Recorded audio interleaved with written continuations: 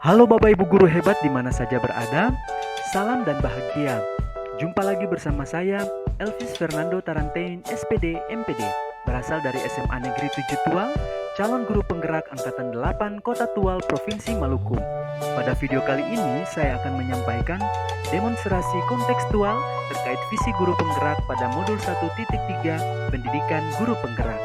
Selamat menyaksikan. Sebelum lanjut, jangan lupa dukung channel ini dengan berikan like pada video ini, subscribe channel ini, tekan lonceng, dan share video ini ke siapapun. Terima kasih. Dalam demonstrasi kontekstual kali ini, saya akan memaparkan rancangan tindakan perubahan berdasarkan tahapan Bagja. Sebagaimana kita ketahui bahwa untuk mengelola perubahan positif di sekolah, kita dapat menggunakan pendekatan inquiry apresiatif. Inquiry apresiatif adalah sebuah pendekatan kolaboratif dalam melakukan perubahan yang berbasis kekuatan. Pendekatan ini menggunakan prinsip-prinsip utama psikologi positif di sekolah. Di sekolah, pendekatan inquiry apresiatif dapat dimulai dengan mengidentifikasi hal baik apa yang telah ada di sekolah, mencari cara bagaimana hal tersebut dapat dipertahankan, dan memunculkan strategi untuk mewujudkan perubahan ke arah lebih baik. Berpijak dari hal positif yang telah ada, sekolah kemudian menyelaraskan kekuatan tersebut dengan visi sekolah impian dan visi setiap warga sekolah. Tahapan Bagja dalam inquiry apresiatif. Ada 5 tahapan, yaitu yang pertama, buat pertanyaan utama. Pada tahapan ini, kita dapat menentukan arah penelusuran, penyelidikan, dan penelitian terkait perubahan yang kita inginkan. Tahapan yang kedua adalah ambil pelajaran. Tahapan ini menuntun bagaimana kita mengambil pelajaran dan pengalaman positif individu, kelompok, dan komunitas dalam unsur yang berbeda maupun sama. Tahapan yang ketiga adalah gali mimpi. Menggali mimpi sebagai keadaan ideal yang diinginkan dengan menggambarkan secara rinci melalui sebuah narasi. Tahapan yang keempat adalah jabarkan rencana. Pada tahapan ini kita dapat mengidentifikasi tindakan yang diperlukan dan mengambil keputusan. Dan tahapan yang terakhir adalah atur eksekusi. Pada tahapan ini kita dapat mentransformasi rencana menjadi aksi nyata. Berdasarkan hasil diskusi bersama peserta didik, saya merumuskan visi guru penggerak sebagai berikut. Terwujudnya peserta didik yang berprestasi dan berkarakter profil pelajar Pancasila di era globalisasi. Berdasarkan visi guru penggerak tersebut, ada 2 komponen inti yang perlu dijelaskan di saat ini. Yang pertama, berprestasi. Berprestasi merupakan hasil yang dicapai atau diperoleh oleh peserta didik yang berupa pengetahuan, keterampilan, dan sikap berkat pengalaman dan latihan yang telah dilalui oleh individu. Komponen yang kedua adalah berkarakter. Berkarakter merupakan keseluruhan pola kelakuan dan kemampuan yang ada pada peserta didik sebagai hasil dari pembawaan dari lingkungan sosialnya sehingga menentukan pola aktivitas dalam meraih cita-citanya. Berdasarkan visi tersebut, saya menyatakan prakarsa perubahan yaitu meningkatkan prestasi dan karakter positif melalui pemanfaatan teknologi. Berikut ini adalah tahapan Bagja berdasarkan prakarsa perubahan diri yang telah disebutkan tadi. Tahapan yang pertama, buat pertanyaan utama atau define. Pertanyaan penuntun adalah bagaimana cara meningkatkan prestasi dan karakter positif melalui pemanfaatan teknologi.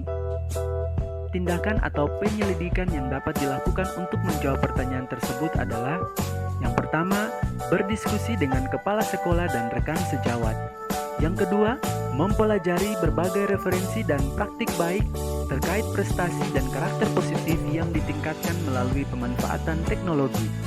Yang ketiga, melakukan observasi dan asesmen awal untuk mengetahui kondisi awal peserta didik. Tahapan yang berikut adalah ambil pelajaran. Pertanyaan-pertanyaan penuntun untuk menjalankan tahapan ini adalah: yang pertama, di manakah sekolah rujukan yang telah memanfaatkan teknologi untuk pembentukan karakter positif? Yang kedua, siapakah guru yang ahli dan terbiasa menggunakan teknologi dalam pembelajaran? Yang ketiga, teknologi seperti apa yang digunakan? Dan yang keempat, bagaimana memilih teknologi yang tepat untuk meningkatkan prestasi dan karakter positif peserta didik? Tindakan atau penyelidikan yang dapat dilakukan adalah: yang pertama, mengunjungi sekolah yang akan dijadikan sebagai rujukan. Yang kedua, mengamati, meniru, dan memodifikasi program pembentukan karakter positif melalui pemanfaatan teknologi yang telah dilakukan sekolah rujukan. Yang ketiga, mencari informasi terkait guru yang ahli di bidang teknologi, baik dari dalam maupun luar sekolah. Dan yang keempat, mencari referensi terkait teknologi yang cocok untuk peningkatan prestasi dan karakter positif peserta didik. Tahapan selanjutnya adalah gali mimpi atau dream. Pertanyaan penuntun adalah: 1. Apa dampak positif dari pemanfaatan teknologi terhadap prestasi dan karakter peserta didik? Yang kedua, apakah semua guru maupun staf lainnya mampu memanfaatkan teknologi dalam kegiatan pembelajaran dan pembiasaan di sekolah? Yang ketiga, adakah keterkaitan pemanfaatan teknologi dan cita-cita, bakat, serta minat peserta didik? Tindakan atau penyelidikan yang dapat menjawab pertanyaan tersebut adalah: yang pertama, menyusun lembar pengamatan terkait prestasi dan karakter positif peserta didik. Yang kedua, membentuk komunitas penggerak di sekolah untuk memfasilitasi dan melatih guru dalam memanfaatkan teknologi. Yang ketiga, membentuk tim teaching untuk melakukan pembelajaran berbasis teknologi. Dan yang keempat, mendata cita-cita, bakat, dan minat peserta didik agar dapat disesuaikan dengan teknologi yang digunakan dalam pembelajaran. Tahapan yang keempat adalah jabarkan rencana atau desain. Pertanyaan penuntun adalah: 1. Apa langkah strategis untuk memulai membiasakan pemanfaatan teknologi dalam kegiatan pembelajaran maupun pembiasaan? Yang kedua, media apa yang perlu digunakan untuk mendukung pembelajaran sesuai bakat dan minat peserta didik? Yang ketiga, bagaimana upaya yang dapat dilakukan agar pemanfaatan teknologi dapat berjalan secara konsisten dan berkelanjutan?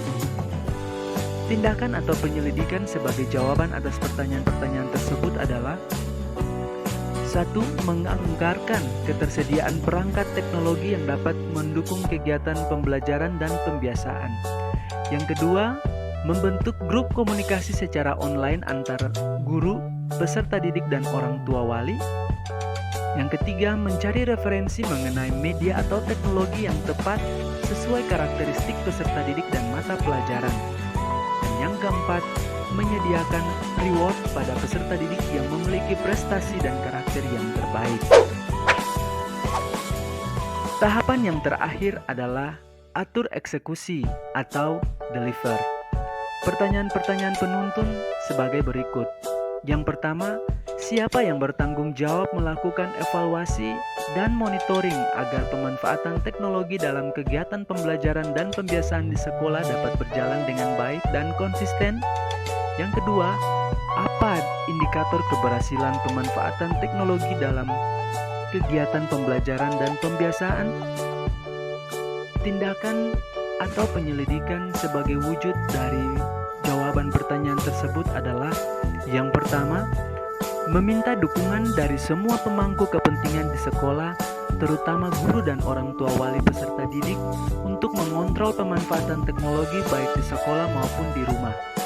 Yang kedua, menerapkan berbagai pemanfaatan teknologi di sekolah meliputi absensi online, asesmen karakter, dan aplikasi pembelajaran. Dan yang ketiga, membuat lembar evaluasi dan refleksi sebagai panduan untuk mengukur ketercapaian pemanfaatan teknologi dalam kegiatan pembelajaran dan pembiasaan di sekolah. Demikian rancangan tindakan perubahan berdasarkan tahapan Bagja yang telah disampaikan. Terima kasih untuk perhatiannya. Semoga dapat membawa perubahan ke arah yang berpihak pada murid. Salam dan bahagia. Sampai jumpa.